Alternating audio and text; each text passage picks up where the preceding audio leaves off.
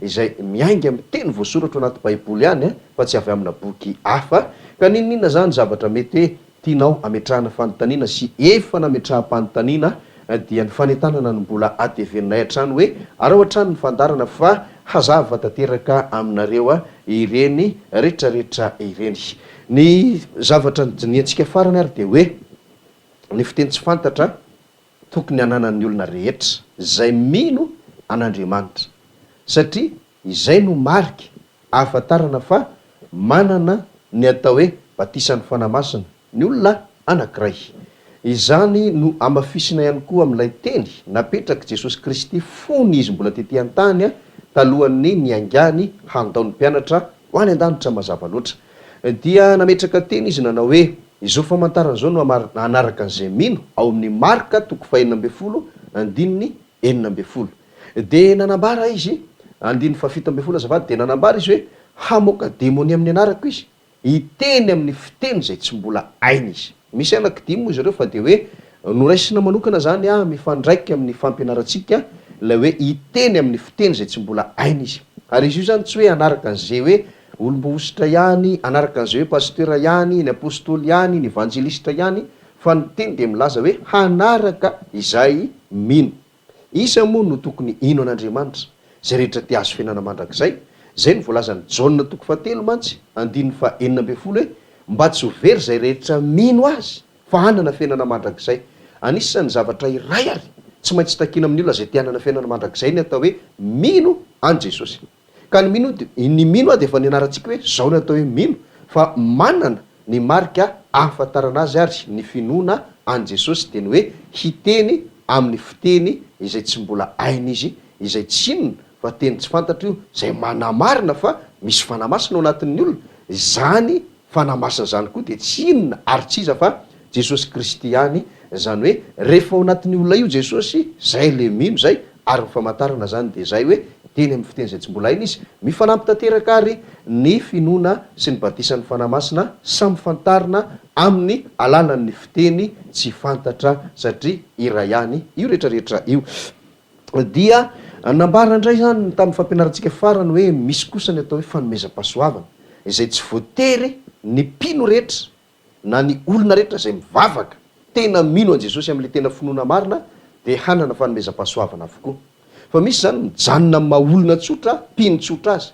Zany hoe misy Jesosy ao anatiny, misy fanamasina ao anatiny mazava loatra. Zay ihany dia ampy anazy, ary zay fanamasina mitoetra ao anatiny zay dia fantarina amin'ny alalan'ny fiteny tsy fantatra. Zay ny fampianarana nentsika teo. Dia be dia be zany ny olona mijanona treo fotsiny. Dia ampy zay raha matateraka ny fipetra hafa izy aloha, ampy zay hidirany any amin'ny fanjakan'ny lanitra na ny fiainana mandrakizay. Fa misy kosa zany reo olona ireo indray amin'ny fanamasina ao anatiny io dia omena ilay atao hoe fanomezam-pahasoavana. Ny fanomezam-pahasoavana dia fanomezana omena ilay fanahy ao anatin'ilay olona, hanasoavana olona na entina ihany koa ampandrosoana fiangonana. Zay no antony ilana n'ilay fanomezam-pahasoavana ao. Dia misy maromaro izy, anisan'izany hoe fanasitranana, fanaovana fahagagana, faminaniana, ny misy io ny teny fahalalana, teny fahendrena, betsabetsaka izy ny ao izay efa nomeko anao moa ny toko sy andininy ao amin'ny Koritianina 1:12 dia ny andininy 7 hatramin'ny 1:12. Fa ny singantsika manokana tamin'izay moa ary zay le teny novakitsika farany zay mbola hovakitsika indray amin'ity androany ity dia ny andininy 10. Koritianina 1:12 dia ny andininy 10 ary no vakitsika amin'ny anaran'i Jesosy manao hoe ary ny anankiray ny manao fahagagana, ary ny anankiray ny maminany, ary ny anankiray ny mahafantatra fanahy samy hafa, ary ny anankiray ny miteny amin'ny fiteny samy hafa tsy fantatra, ary ny anankiray ny mandika fiteny tsy fantatra. Zany hoe rehefa misy fanamasina ao anatin'ny olona dia misy ho ihany mipetraka amin'izay fotsiny, fa misy mahazo ny atao hoe fanomezam-pahasoavana. Dia inona ny fanomezam-pahasoavana azony? Mety ho anankiray ny sasany, mety roa ny sasany, mety ho be dia be ny sasany fa araka ny lazaiko teo mbola lazaiko any misy kosa tsy manana mihitsy. Dia zay manana zany dia mety ho anisan'ny ananany ireto mivakitsika ireto manao fahagagana, tsy azavaitsika zany. Ny maminany tsy azavaitsika zany. Ny anankiray mahafantatra fanahy samy hafa, zany hoe misy zany ny fanahy mety hoe fanahy mamitaka, fanahy zao, fanahy zao, fanahy zao. De rehefa ao anatin'ny olona le fanomezam-pahasoavana hoe mahafantatra fanahy samy hafa, avy hatrany izy tonga de mahalala hoe fanahy zao io a, fanahy zao io a, fanahy zao io. De ny sasany ozy miteny amin'ny fiteny samy hafa tsy fantatra, eo le tena resantsika mantsy eo. Le olona ho iaho ataontsika hoe za zany le olona nandray ny batisan'ny fanahy masina, mino an' Jesosy de miteny amin'ny fiteny tsy fantatra tamin'ny fotoana nandraisako ny batisan'ny fanahy masina, na hoe nilatsahan'ny fanahy masina tamiko. De mipetraka eo zany aho, mino an' Jesosy afaka manohy ny lalako aho mandra-pahatonga ny fiainana mandrakizay. Fa misy fotoana anankiray indray le fanahy masina zay ato anatiko de manome fanomezam-pahasoavana ho anahy. Inona le fanomezam-pahasoavana omeny ny fiteny amin'ny fiteny tsy fantatra. Zany efa niteny tsy fantatra talohan'io raha vao nanomboka nandray ny fanahy masina. Inona no mahasamy hafa an'le hoe teny tsy fantatra izay noraisiko tamin'iza vao nanomboka nandray ny fanahy masina sy ilay fiteny tsy fantatra izay noraisiko indray fanomezam-pahasoavana avy amin'ilay fanahy masina ato anatiko. Ny mahasamy hafa azy de tsotra ihany, efa nazavaiko teto, ilay noraisiko hatramin'ny voalohany de le voalaza ao amin'ny Korinthianina voalohany toko 4:10 efa novakitsika, de ny Korinthianina voalohany toko 4:10 de ny 9:2 le hoe fa izay miteny amin'ny fiteny tsy fantatra de tsy miteny amin'olona fa amin'Andriamanitra, fa amin'ny fanahy no itenenany zava-miafina ka tsy misy olona mahalala. Le tato anatiko hatramin'ny voalohany io 9:2 io, le hoe entiko iresahana amin'Andriamanitra zava-miafina, ary ny olona rehetra de manana an'izay daholo sady tokony hanana an'izay daholo. De io le tsisy olona mahalala, ary inona koa moa no tokony hafantaran'ny olona zany, satria miteny amin'Andriamanitra amin'iny fotoana iny ary entiko iresahana amin'Andriamanitra lay teny tsy fantatra ato anatiko, de ny fanahiko no miresaka aminy amin'izay fotoana izay. Zay le noraisiko hatramin'ny voalohany tamin'iza vao nandray ny fanahy masina. Fa le noraisiko faharoa indray de tsy intsony, ary eo le tena hidirantsika indray ary amin'ity androany ity hoe lay fiteny tsy fantatra noraisiko faharoa zany de tsy entiko iresahana amin'Andriamanitra intsony amin'ny mahafanomezam-pahasoavana azy, fa entina iresahana amintsika olombelona, samitsika olombelona, amintsika samitsika olombelona. Zany hoe ny nanoarako azy moa de hoe lay azoko voalohany de manana ny asa manokana iny sans miakatra ny filaza azy, satria avy ety amin'ny olona makany amin'Andriamanitra, avy amiko izay olombelona ety an-tany miakatra makany an-danitra any amin'Andriamanitra. Zay no mahasansa miakatra azy. Fa rehefa le karazan'ny faharoa indray efa fanomezam-pahasoavana izy, de zao indray le izy tsy mitovy amin'izay, fa Andriamanitra indray no miteny ho an'ny olombelona. Zany hoe avy any amin'Andriamanitra avy any ambony indray de midina makety an-tany ho antsika olombelona. Zay izy no atao hoe sansa midina. Ka izay sansa na direction zay zany no mahasamihafa n'le fiteny tsy fantatra izay ananako. Ny nananako hatramin'izay de le direction miakatra ihany, hoentina miakatra any amin'Andriamanitra le izy. Fa le ananako faharoa le atao hoe fanomezam-pahasoavana kosa de zao direction midina indray na sansa midina. Zay no azahoantsika anazy, avy any amin'Andriamanitra midina ho amin'ny olombelona. Ampidinina ao atoinina ho an'ny olombelona ary izy io de mazava loatra fa le izy teny fiteny tsy fantatra dia iresahana amin'olona ary iny zany. Ka amin'ny fotoana iny zany tsy hoe za zany te hiresaka aminao olona namako de hoe ianao koa miteny amin'ny teny tsy fantatra de hoe ndoantsika mba hiresaka amin'ny fiteny tsy fantatra. Tsy zay le izy. Hoe soloana indray tsy miteny anglais tsony, tsy miteny frantsay tsony, tsy manao teny vary amin'nanana tsony, tsy miteny malagasy tsony, fa hoe andao teny tsy fantatra indray ny fampiresahana rahalahy na zany indray raha nabavy tsy zay le izy akory. Fa afatra avy amin'Andriamanitra le izy amin'izay fotoana izay. Andriamanitra no miteny amintsika olombelona, zay mahatonga an'izy hoe sansa midina, avy any ambony no midina ety an-tany. Ka raha izy Andriamanitra no miteny de tsy izy mivantana no heninao, ary tsy teny mivantana no heninao, fa apetrany ato anatiko lay teny, de zany no milaza azy aminao. Ohatrany hoe maminany ihany amin'izay fotoana izay, satria mitondra teny avy amin'Andriamanitra, saingy ny mahasamy hafa azy amin'ny faminaniana de zao. Ny faminaniana raha ohatra ka hoe tena faminaniana ndresantsika dia avy hatrany tonga de miteny aminao hoe zao no lazain'i Jehovah, saingy amin'ny teny malagasy mazava be, raha teny gasy, raha ohatra ka malagasy daholo no eo anoloko eo. Zay le faminaniana zay. Fa le izy kosa de tsy teny gasy fa teny tsy fantatra. de miteny Andriamanitra zany zanao ampitenenina enao miaina ny teny eninao a teny tsy fantatra zay le sansamidiny zay. De iny mahatonga an'le fanampiny eo am'le Koritianina voalohany toko 12:10 teo ihany raha mivakitsika le tapany farany de hoe misy izy any miteny amin'ny fiteny tsy fantatra samy hafa, de misy kosa mandika fiteny tsy fantatra. Am'izay fotoana zay zany mety misy olona hafa ndray ary omen'Andriamanitra fanomezam-pahasoavana tahaka an'ilay nomeny ahy, ka nomeny ahy amin'iny miteny tsy fantatra afatra avy aminy ho enonao, de nomeny an'le olona anankiray kosa mandika an'iny fiteny tsy fantatra iny, de za miteny zao no lazain'i Jehova fa saingy teny tsy fantatra le izy, de misy anankiray indray ampiteneny le fanahy ao anatiny nomeny fanomezam-pahasoavana de mandika an'iny teny lazain'ny vavako iny. Zay ny dikan'io zavatra io, satria nahoana moa no ilana mpandika le izy? Satria ho atsika olombelona zay le sansamidiny zay. Zay no mahasamy hafa an'le teny tsy fantatra azoko tamin'ny voalohany sy ny fiteny tsy fantatra azoko faharoa. Lay azoko tamin'ny voalohany famantarana fa misy fanahy masina atao anatiko ary ampiasaiko isan'andro san'andro iresahana amin'Andriamanitra itenenako amin'ny fanahy zava-miafina, tsisy olona mahalala. Fa le nomena faharoa kosa taorianan'izay de teny tsy fantatra tsy hoentiko miakatra amin'Andriamanitra intsony na iresahana amin'Andriamanitra fa afatra avany amin'Andriamanitra midina ho atsika olombelona, de ilaina am'izay zany le hoe atiko le izy. De misy olona hafa indray a nomena fanomezam-pahasoavana mahay mandika an'iny de fantatsika am'izay le zavatra nolazaiko na de hoe miteny tsy fantatra ary aho. Zay zany no mahasamy hafa an'le teny tsy fantatra roa izay samy hafa ny asany, samy hafa ny sansany a na ny direction-ny a fa tsy mitovy. De le anankiray famantarana fa misy fanahy masina atao anatiko, le anankiray kosa fanomezam-pahasoavana.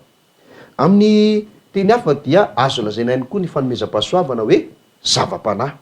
Ary no tsara neny filazan'ny apôstôly Paoly azy amin'ny Koritianina voalohany toko 4:10 io a, Koritianina voalohany toko 4:10 andininy voalohany. Andininy voalohany efa somary voateny teo izy ty fa de vakitsika ihany.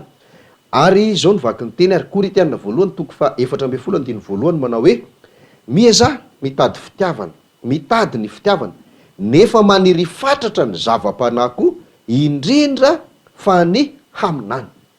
Zany hoe ny olona anankiray rehefa mino iaho de misy fanahy masina ao anatiny de miteny amin'ny teny tsy fantatra izy, tsy misy nizaniza mahasakana an'izany, de afaka mipetraka eo le olona. De izy iny kosa nefa no ampirisiany ty teny ty meza mitady ny fitiavana, satria lozika be ary zava-marina mihitsy zany hoe mety misy olona manana fanahy masina fa tsy manana ny fitiavana izy a, matoa nanoratra an'izay tenin'ny apôstôly Paoly. De zao nefa ozy izy maniry fatratra ny zava-panahy akoatra n'le fitiavana, de maniry fatratra ny zava-panahy na ny fanomezam-pahasoavana indrindra fa ny aminany. Zany hoe zoan'ny olona tsirairay zay manana ny fanahy masina ary ka efa miteny amin'ny fiteny tsy fantatra no maniry mba hanana fanomezam-pahasoavana sy mangataka izany amin'Andriamanitra indrindra ho izy fa ny haminany. Satria voaresakitsika teo hoe anisan'le zava-panahy ane na fanomezam-pahasoavana ane ny faminaniny e. De avy am'izay indrindra no poran'le zavatra rehetra nazavaiko teo a, de mitovy an'le teny tsy fantatra tato anatiko ihany zany le faminanina fa saingy hoy aho hoe le izy zany tonga de teny fantatry ny olona no itenenan'Andriamanitra amin'ny alalako raha toka izany nomen'Andriamanitra lay fanomezam-pahasoavana entina maminany. Ny ilanan'io zany mazava loatra de zao ampitana hafatra ho an'ny olona ka zay daholo nge fanomezam-pahasoavana zany hoe zavatra avy amin'Andriamanitra de ampitaina ho an'ny olona. Ny tanjona amin'iny de zao ho fampandrosoana lay fiangonana izay ivavahan'ireo olona manana ny fanahy masina ireo. Ka everiko fa tsy tokony asiana adevitra be intsony zany ny resaka fiteny amin'ny fiteny tsy fantatra fa mazava tanteraka izy fa ity zany misy zavatra anankiray mampiahiahin'ny olona ary mampimonmonina ny sasany ihany koa kanefa inoko fa manomboka eto na izay fanazavana nentiko zay raha de fa mazava tanteraka aminao izy. Ao amin'ny Koritianina voalohany toko 4:10 ihany a dia vakitsika manokana ny andininy 7 sy ny 20.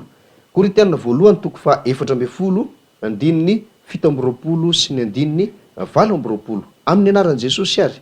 Zao ny voalazan'ny teny manao hoe raha misy miteny amin'ny fiteny tsy fantatra de avelao ho roa na telo, fa aza atao mihoatra noho izany ka ampifanaraka rahina ary avelao isy anankiray mandika teny. fa raha tsy misy mpandika teny dia aoka izy angina eo amin'ny fiangonana, fa aoka hiteny amin'ny tenany sy amin'Andriamanitra ihany izy. Zay teny zay no entin'ny olona tsy mino ny fisiany ny fiteny tsy fantatra, anoerana fa tsy misy ny teny tsy fantatra, ary tsy tokony hiteny amin'ny fiteny tsy fantatra ny olona. Satria hoy ny apôstôly Paoly eto hoe raha misy ny fiteny amin'ny fiteny tsy fantatra dia avy aloha roa na telo. Dikan'izay tena misy ny olona miteny amin'ny fiteny tsy fantatra, fa hoy ny apôstôly Paoly hoe tokony ho roa na telo. Ary tsy vitan'izany fa hoy izy hoe aza atao mihoatra noho izany ka ampifanarakarahana ary avelao isy iray mandika teny. Fa raha tsisy mpandika teny ozy dia zao oka anginindreo olondreo eo amin'ny fiangonana, fa oka hiteny amin'ny tena sy amin'Andriamanitra ihany izy. Mazava be zay teny zay, tena mazava. Fa ny tsy fahafantaran'le olona sy ny tsy fahafantarantsika ny zavatra nazavaiko teo mikasika an'le direction na sansa miakatra sy ny sansa midina, ny tsy fahafantaran'ny olona an'izay zany sy ny manavaka an'le hoe inona le teny tsy fantatra famantarana sy le teny tsy fantatra fanomezam-pahasoavana. Ny tsy fahafantaran'ny olona an'izany no mahatonga azy handray an'ity teny ity ka hevitra hoe tsy tokony ataony miteny amin'ny teny tsy fantatra satria roa sy telo ihany ampifanarakarahana, avela isy mpandika, raha tsisy mpandika samy mangina. Fa mazava be io. Raha ohatra zao mivavaka tsika ataontsika hoe misy telonjato ohatra miara mivavaka ao anatina fiangonana anankiray, dia reto telonjato ireo lazaiko aminao tsara fa afaka mivavaka amin'Andriamanitra daholo ireo, ary na miara miteny ary ireo Andriamanitra tsy olombelona ka hoe fanina mihitsy tsy hitako izay honoina aminareo menakavy, mangina ataovy tsirairay. Fa Andriamanitra mahay miaina amin'ny Andriamanitra azy, tsy tapitrohatra ary tsy takatry ny saina ny fiasan'Andriamanitra sy ny maha izy azy. Hainy manavaka andreo ary na tsy telonjato ihany ary fa nataoko hoe ny olona rehetra manerana ny tany no mivavaka amin'Andriamanitra ao anatin'ny fotoana ray. Mbola hain'Andriamanitra tsara miaino mivavaka ataony ireny tsirairay na miara miteny ary izy. Ary misy profon'izany ngy ato anatin'ity Baiboly teo anatin'ny Korintianina raha mamaky tsika eo ambonimbony eo fa ny olona tokoa rehefa mivavaka dia miara miteny daholo tamin'izany fotoana izany. Fa tsy hoe miteny indray dia mangina indray dia mandeha indray ny anankiray, fa miara miteny daholo ny olona rehetra tamin'izany fotoana izany. Eny ary dia ity resaka ity eto amin'ny 17 sy 20 dia tsy inona akory fa lay sansa midina, zany hoe le fanomezam-pahasoavana, le teny tsy fantatra avy amin'Andriamanitra hoenon'ny olona. Zay io. Ka raha ohatra zany misy reny dia ozy izy ny tenin'ny apôstôly hoe aleo roa sy telo ihany, aleo roa sy telo ihany ozy izy raha betsaka. Dia tsy ankoatr'izay koa dia zao aleo ampifanarakarahana tsara ozy izy, fa tsy avela hoe hiara miteny ireo satria nahoana ka henon'ny olona le izy tsinona. Raha Andriamanitra no hiaino tsy matahotra mihitsy Andriamanitra hoe ampifanarakarao avy aloha izy mpandika. Inona moa len'Andriamanitra mpandika teny satria izy ny neviny teny io, hainy io teny io, tsy kolombelona tsy mahay an'io, fa Andriamanitra mahay an'io tsy mila mpandika teny zany Andriamanitra. Fa isika olombelona zany raha ohatra ka hoe ho atsika le izy zay io teny io ho atsika le izy dia roa sy telo mifanarakaraka asiana mpandika teny, fa raha tsy zany tsy haitsika olombelona. Dia rehefa tsy tanteraka izay fepetra zay dia ozy izy am'izay ny tenin'ny apôstôly Paoly eo amin'ny 9:20 hoe raha tsy misy mpandika teny dia aoka izy angina eo amin'ny fiangonana. Dikany eo amin'ny fiangonana ihany, eo anatrehan'ny olona izy, lay ho an'ny olona dia tokony angina izy. Fa ny toeny dia hoe aoka izy hiteny amin'ny tenany sy amin'Andriamanitra ihany, amin'ny fiteny tsy fantatra io resaka io. Raha miteny amin'ny teny tsy fantatra inozy izy ka ho an'ny olona le fanomezam-pahasoavana, karazany faharoa sansa midina, dia zao roa sy telo mifanarakaraka misy mpandika teny satria tsy haitsika olombelona miaino raha vao tsy izay fepetra izay ny tanteraka. Ka rehefa tsy tanteraka io fepetra io dia mangina ozy izy, ajanony le teninareo na avy amin'Andriamanitra, fa zao ampiasao le sansa miakatra zay le hoe aoka hiteny amin'ny tenany sy amin'Andriamanitra ihany izy. Zay ny dikany teny io. Fa tsy io zany no entina hoe tsy tokony iso fiteny tsy fantatra izy nge dia mazava fa misy ny teny tsy fantatra ary eo ambonimbony eo raha mamaky ianareo satria tsy voavakintsika eto intsony dia Paoly mihitsy ny nanambara izy angy izy manana teny tsy fantatra